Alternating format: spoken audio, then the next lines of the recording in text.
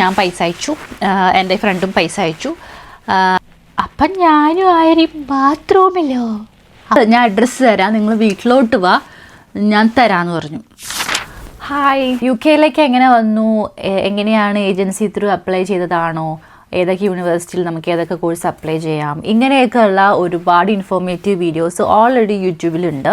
മലയാളീസ് തന്നെ ഇഷ്ടം പോലെ ചെയ്തിട്ടുണ്ട്. അതുകൊണ്ട് ഞാൻ അങ്ങനത്തെ വീഡിയോസ് ചെയ്യാൻ ഉദ്ദേശിക്കുന്നില്ല. പിന്നെ നിങ്ങൾക്ക് ആർക്കെങ്കിലും എന്തെങ്കിലുമൊക്കെ ചോദിക്കാനൊക്കെ ഉണ്ടെങ്കിൽ കമൻസിലൊക്കെ ആയിട്ട് പറഞ്ഞാൽ എനിക്കറിയാവുന്ന കാര്യങ്ങൾ ഞാൻ പറഞ്ഞുതരാം.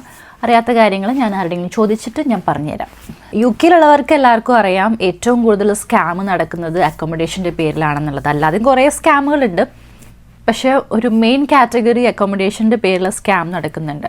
ഇഷ്ടം പോലെ തട്ടിപ്പ്, അത് ഏത് നാട്ടിലാണെങ്കിലും ഇഷ്ടം പോലെ ഉണ്ടാവും. ഇപ്പം എനിക്കും എൻ്റെ ഫ്രണ്ടിനും ഇവിടെ വന്നപ്പോൾ എങ്ങനെയാണ് ഇത് ഫസ്റ്റ് ടൈം നമ്മളിത് ഓക്കെ ഇത് സ്കാമാണ് എന്ന് നമ്മൾ തിരിച്ചറിയുന്നൊരു മൊമെൻ്റ് ഉണ്ടല്ലോ, അതാണ് ഞാനിപ്പോൾ പറയാൻ പോകുന്നത്. അപ്പോൾ എല്ലാവരെയും പോലെ തന്നെ ഇങ്ങോട്ട് വരുമ്പം ഒരു റൂം കണ്ടുപിടിക്കാനായിട്ട് നല്ല ബുദ്ധിമുട്ട് ഞങ്ങൾക്ക് ഉണ്ടായിരുന്നു. ഞാൻ നാട്ടിൽ വെച്ച് പരിചയപ്പെട്ട ഒരു ഫ്രണ്ടും ഒന്നിച്ചാണ് ഇങ്ങോട്ട് വന്നത്. അപ്പം നമ്മൾ ഇങ്ങോട്ട് വരുന്നതിന് മുന്നേ നമുക്കൊരു വാട്സപ്പ് ഗ്രൂപ്പൊക്കെ മലയാളീസൊക്കെ കൂടിയിട്ട് വാട്സപ്പ് ഗ്രൂപ്പൊക്കെ ഉണ്ടാക്കിയിട്ടുണ്ടായിരുന്നു. അങ്ങനെ നമുക്ക് കുറച്ച് കണക്ഷൻസൊക്കെ നമ്മുടെ സെയിം കോഴ്സ് പഠിക്കാൻ പോകുന്ന സെയിം യൂണിവേഴ്സിറ്റിയിലെ കുറച്ച് പിള്ളേരുകളൊക്കെ ആയിട്ട് ഇങ്ങനെ നമുക്കൊരു കണക്ഷൻസൊക്കെ കിട്ടിയിട്ടൊക്കെ ഉണ്ടായിരുന്നു. അപ്പോൾ നമുക്ക് ഓൾറെഡി ഇങ്ങോട്ട് വന്നവരോടൊക്കെ നമ്മൾ എങ്ങനെയുണ്ട്, എവിടെ താമസിക്കുന്നത്, അങ്ങനത്തെ കാര്യങ്ങളൊക്കെ നമ്മൾ ചോദിച്ചിട്ടുണ്ടായിരുന്നു. പക്ഷേ നമുക്ക് കിട്ടുന്ന അഡ്വർടൈസ്മെൻ്റ് അപ്പം നമ്മൾ ഓരോ ടെലഗ്രാം ഗ്രൂപ്പിലൊക്കെ ജോയിൻ ചെയ്തു ഈ അക്കോമഡേഷന് വേണ്ടിയിട്ട്.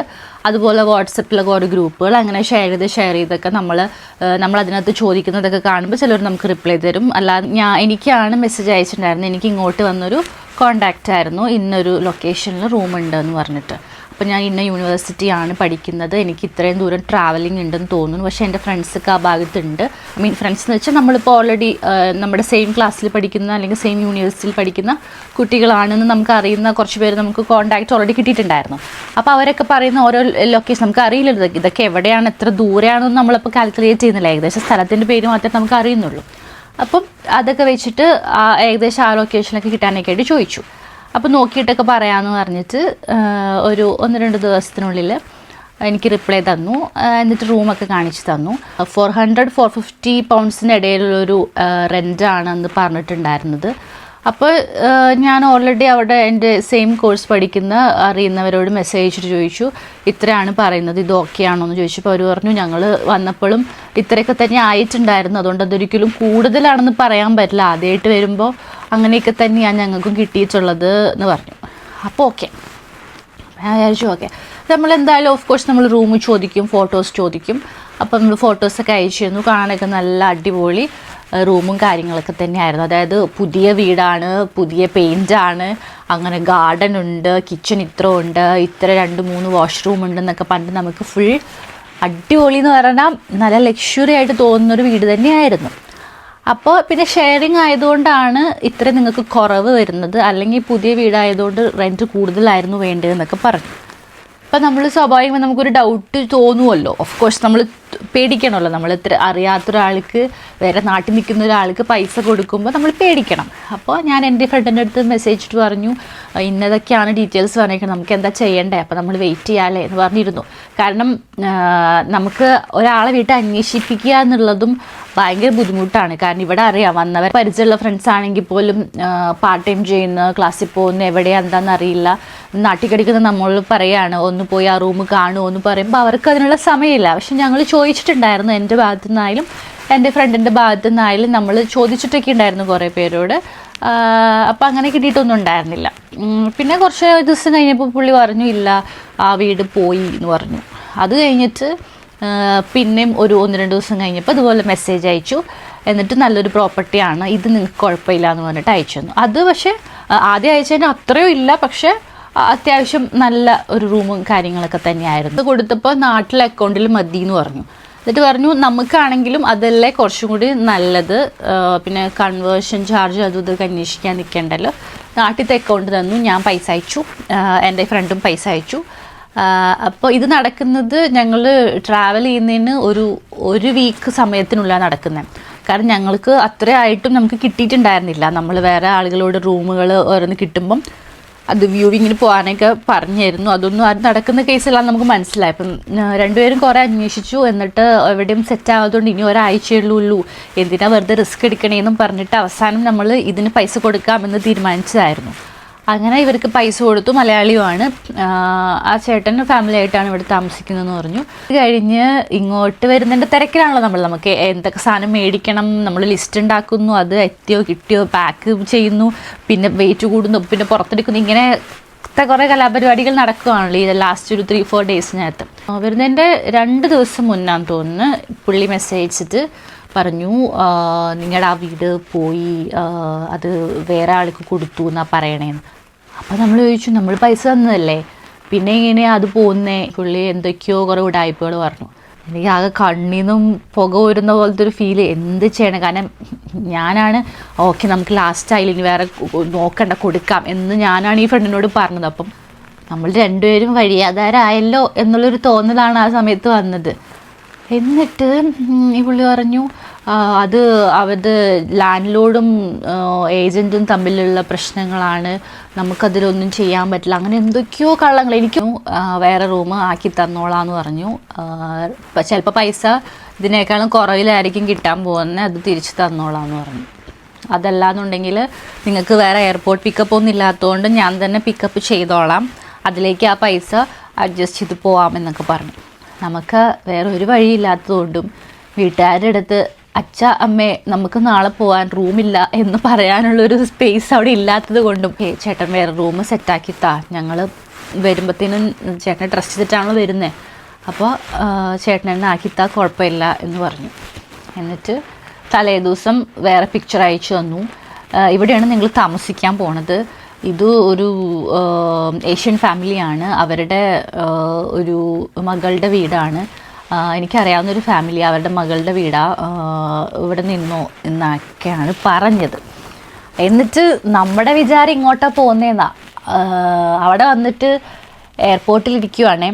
എയർപോർട്ടിൽ ഇരുന്നിട്ട് സാധാരണ എങ്ങനെയാണ്, നമ്മൾ വന്ന് നല്ല ക്ഷീണം ഉണ്ടാവും, കാരണം ആദ്യമായിട്ടാണ് ഇത്രയും ദൂരം ട്രാവൽ ചെയ്യുന്നത്. പിന്നെ എൻ്റെ ആണെങ്കിലും എൻ്റെ ഫ്രണ്ടിൻ്റെ ആണെങ്കിലും ഞങ്ങൾ ആദ്യത്തെ ഫ്ലൈറ്റുമാണ്, അതും ഈ ഇൻ്റർനാഷണൽ ഫ്ലൈറ്റുമാണ്. അപ്പോൾ ഇത്രയും ദൂരം ട്രാവൽ ചെയ്തതിൻ്റെ ഒരു നല്ല ബുദ്ധിമുട്ടുണ്ട്. പിന്നെ ഇത്രയും ദിവസത്തെ ടെൻഷൻ കാര്യങ്ങളെല്ലാം ആയിട്ടിങ്ങനെ വിശന്ന് വലഞ്ഞ് എയർപോർട്ടിൽ വന്ന് ഹീത്തോയിൽ നിന്ന് അന്തം വിട്ട് അവിടെ ഇവിടെ ഇരിക്കുക. വിശക്കുന്നുണ്ട്, കോസ്റ്റ കാണുന്നു, പ്രറ്റ് കാണുന്നു, എന്തൊക്കെയോ കാണുന്നു, ഇവിടേക്ക് കയറണം, പൈസ കൊടുക്കണം എന്നൊക്കെ ആഗ്രഹമുണ്ട്. പക്ഷേ നമ്മൾ ഫസ്റ്റ് വരുമ്പോൾ നമുക്ക് ഒരു പിടിയില്ല. പിന്നെ കുറച്ച് പൈസ ഉണ്ടായിരുന്നത്, ക്യാഷ് ആയിട്ടുണ്ടായിരുന്നത് ചേഞ്ച് ചെയ്യാനായിട്ട് നമ്മളവിടെ ചെയ്തു ആ ഗ്യാപ്പിൽ. അതായത് നമ്മൾ കുറേ നേരം വെയിറ്റ് ചെയ്തു അവിടെ. അപ്പോൾ എത്തിയിട്ട് വിളിക്കുമെന്ന് പറഞ്ഞിട്ട് എത്തിയിട്ട് നമ്മൾ ലാൻഡ് ചെയ്ത് അപ്പം തന്നെ വിളിച്ചു. കാരണം ഇനി നമ്മൾ പുള്ളിനെ പോസ്റ്റ് ആക്കണ്ടെന്ന് വിചാരിച്ച് നമ്മൾ അപ്പം തന്നെ ഫോണൊക്കെ വിളിച്ചു.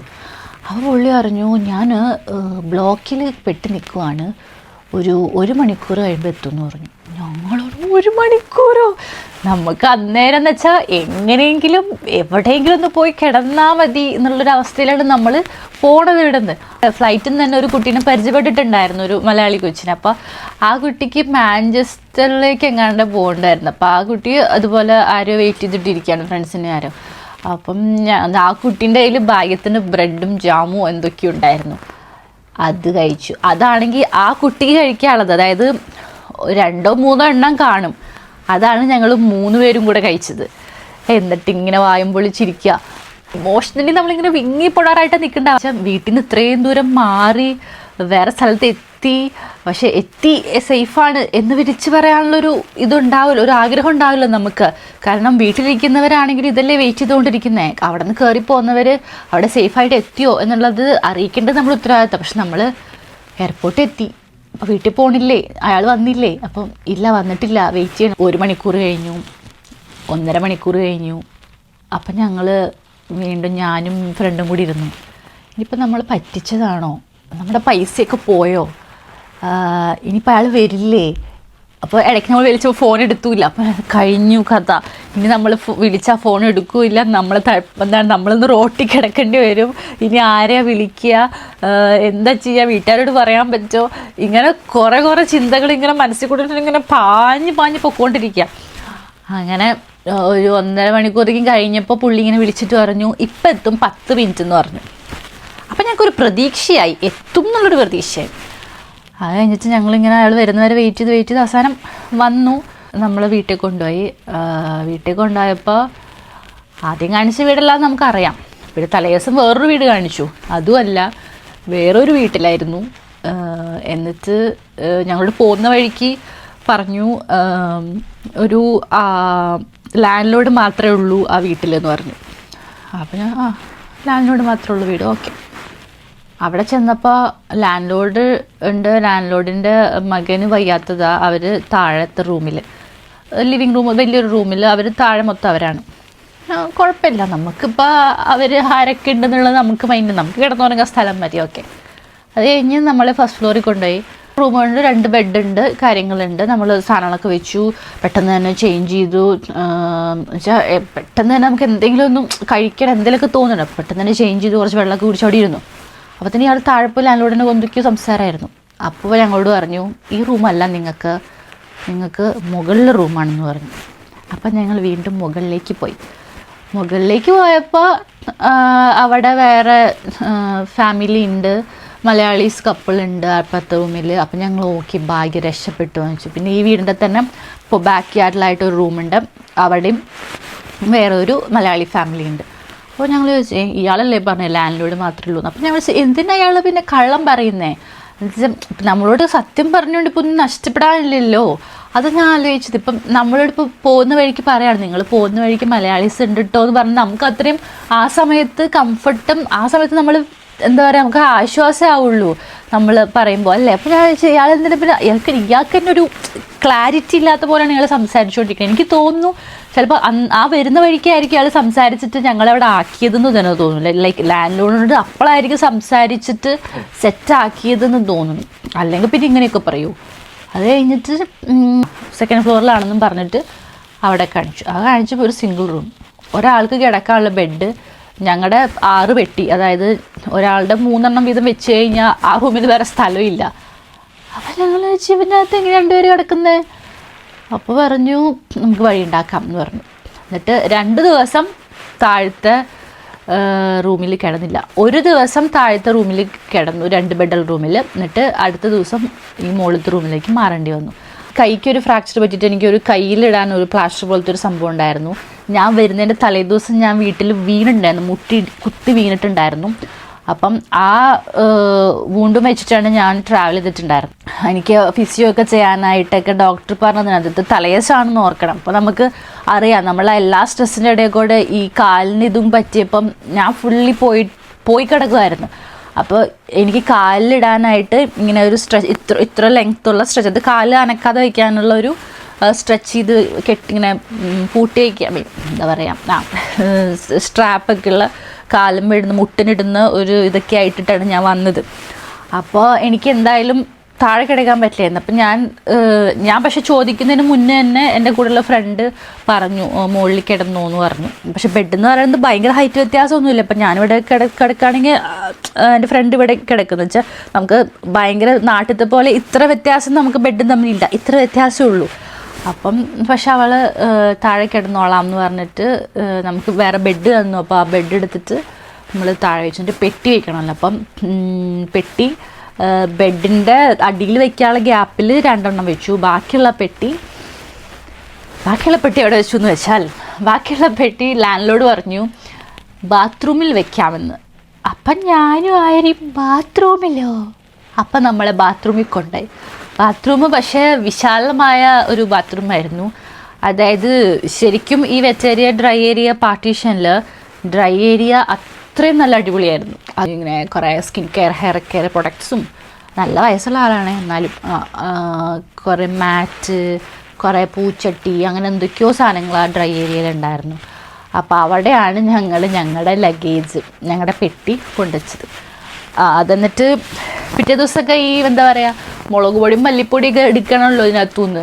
ഇങ്ങനെ എന്താ പറയുക ഓരോ ആവശ്യത്തിന് മുളക് പൊടിയും മല്ലിപ്പൊടിയൊക്കെ എടുക്കാൻ വേണ്ടിയിട്ട് ഈ ബാത്റൂമിൽ കയറിയിട്ട് വേണം ഈ പെട്ടി തുറന്നിട്ട് എടുക്കാനായിട്ട്. അതൊരു വല്ലാത്തൊരവസ്ഥയായിരുന്നു.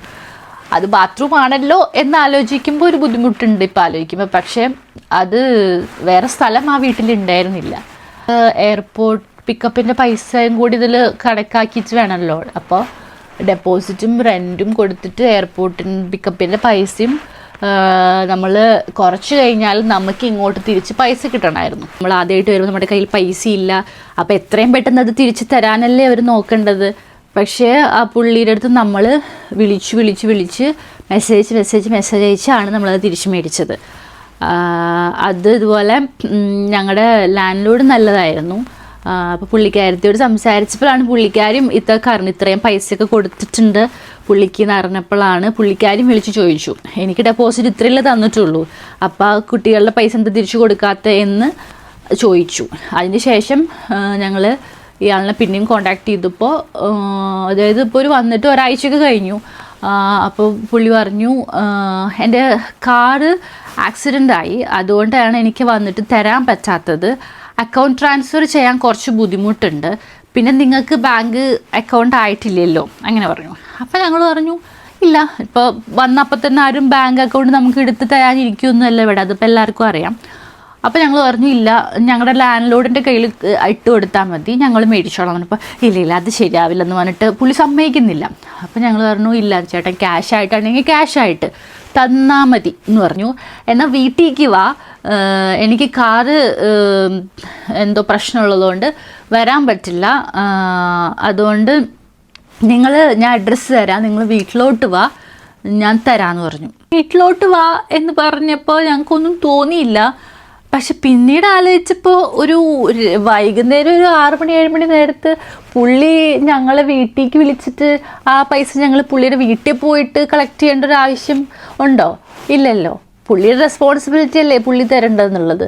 പക്ഷെ ഞങ്ങൾ ആ ദിവസം റെഡിയായി, അന്നേരമാണ് അവിടെയുള്ള ഞങ്ങളുടെ കൂടെ താമസിക്കുന്ന വേറെ മലയാളീസിനോട് പറയുന്നത്. അപ്പം അവർ ചോദിക്കുന്നുണ്ട് എവിടെ പോവാ, അപ്പം ഞങ്ങൾ വന്നല്ലേ ഉള്ളൂ, അപ്പം നമ്മൾ കടയിൽ പോവുകയാണെങ്കിൽ അവർ ചോദിക്കാറുണ്ട് എന്തെങ്കിലും പറഞ്ഞൊക്കെ തരാൻ വേണ്ടിയിട്ട്. അപ്പം ഞങ്ങൾ പെട്ടെന്ന് ഇങ്ങനെ പുള്ളിയുടെ പൈസ മേടിക്കാൻ പോകാന്ന് പറഞ്ഞിട്ട് ഞങ്ങൾ ജാക്കറ്റ് ഷൂസൊക്കെ ഇട്ട് റെഡിയായി പോവാം. അപ്പോൾ ഞങ്ങളോട് ചോദിച്ചു, നിങ്ങൾക്ക് പ്രാന്താണോ മക്കളെ എന്ന് ചോദിച്ചു. എന്നിട്ട് പറഞ്ഞ്, അവൻ്റെ റെസ്പോൺസിബിലിറ്റി അല്ലേ നിങ്ങൾക്ക് പൈസ തരാനുള്ളത്, ഇപ്പോൾ ഇന്നലെ വന്ന നിങ്ങൾ ഈ ഇത്രയും ദിവസം കൊണ്ട് എവിടെ എന്താണെന്നൊക്കെ അറിയോ, നിങ്ങൾക്ക് തന്നെ പോകാനറിയോ, എന്ത് വെച്ചിട്ടാണ് പോണത്, അയാൾ താമസിക്കുന്ന വീട്ടിൽ അയാൾ ഒറ്റയ്ക്കാണോ, വേറെ ആൾക്കാരുണ്ട്, എന്തെങ്കിലും അറിയോ, എങ്ങോട്ടാണ് പോകുന്നതെന്ന് ചോദിച്ച്. അപ്പോഴാണ് ഞങ്ങൾ അത്രയും സീരിയസ് ആയിട്ട് ചിന്തിക്കണം.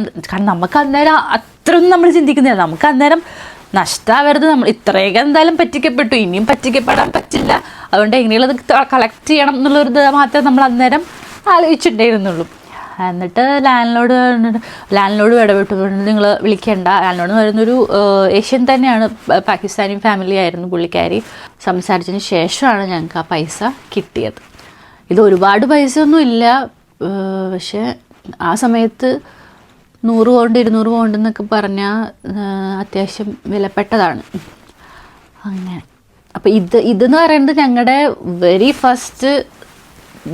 ഫസ്റ്റ് എക്സ്പീരിയൻസ് ആണ് UK വന്നിട്ടുള്ളൊരു തട്ടിപ്പ് അല്ലെങ്കിൽ സ്കാം എന്ന് പറയാൻ പറ്റുന്ന ഒരു സാധനം.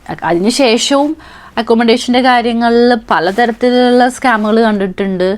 ഇനി അക്കോമഡേഷൻ അല്ലാതെ തന്നെ വേറെ പല കാര്യങ്ങളും പലതരം സ്കാമുകൾ ഇവിടെ കണ്ടിട്ടുമുണ്ട്, എക്സ്പീരിയൻസ് ചെയ്തിട്ടുമുണ്ട്. അപ്പം അങ്ങനെ ഒരുപാട് വിശേഷങ്ങൾ ഇനിയും പറയാനുണ്ട്. വേറെ സ്റ്റോറീസായിട്ട് ഇനിയും വരാം. Bye bye.